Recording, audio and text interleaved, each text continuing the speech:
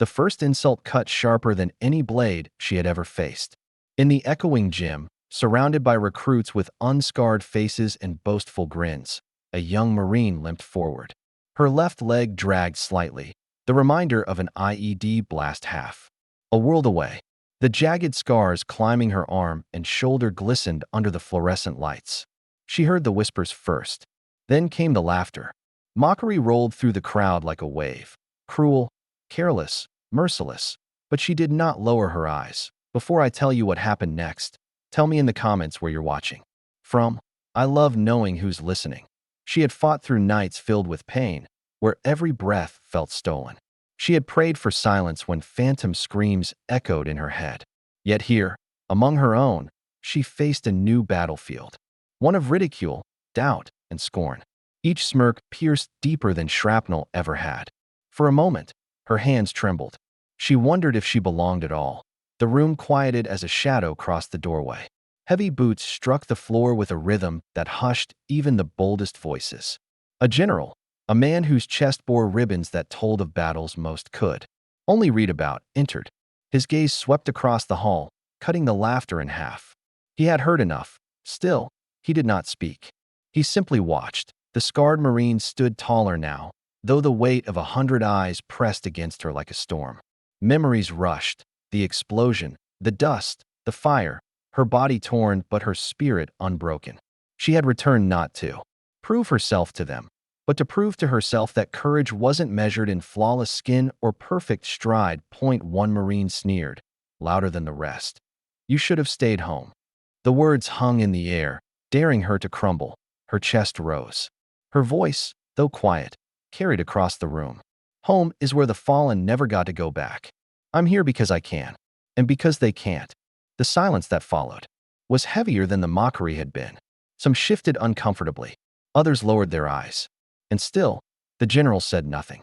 His expression was unreadable, carved from stone, yet his eyes locked on hers, unwavering. Then came the test. The instructor barked an order: combat drill, obstacle course, every Marine's proving ground. She nodded once, pain flickering through her body as she prepared. Dust rose beneath her boots. The rope burned her palms raw. Her scarred arm quivered under the strain, but she did not yield. Every fall became another rise. Every slip, another chance to climb again. The crowd, once jeering, began to murmur. Whispers turned to stunned silence as she vaulted the final wall with a burst of strength no one expected. She landed hard, gasping, sweat running like rivers across her skin, but she stood victorious. The general stepped forward. His boots echoed in the hollow gym. All eyes turned. He stopped in front of her, close enough for her to see the weight of years etched into his face. He studied her wounds, her trembling hands, her unbowed stance, and then, to the astonishment of every Marine in that room, he saluted, not a casual nod, not a token gesture, a full, deliberate salute, one earned only by those who had faced fire and walked through it. Gasps rippled through the crowd. The same Marines who had laughed now stood frozen in awe. For a moment, no one moved. Then, slowly, they straightened. One by one, they followed his lead, saluting the very woman they had mocked. Tears burned her eyes, though she fought to keep them hidden. In that instant, she understood. Respect was not given. It was earned, sometimes in the darkest places, sometimes beneath the weight of scars. Because courage is not the absence of wounds. It is the decision to keep walking with them. And kindness doesn't vanish. It waits, and it finds its way back. The gym was silent once more, but not with ridicule. This time, it was filled with reverence. The same light that had once revealed her scars now revealed her strength. Yes, oh, remember this.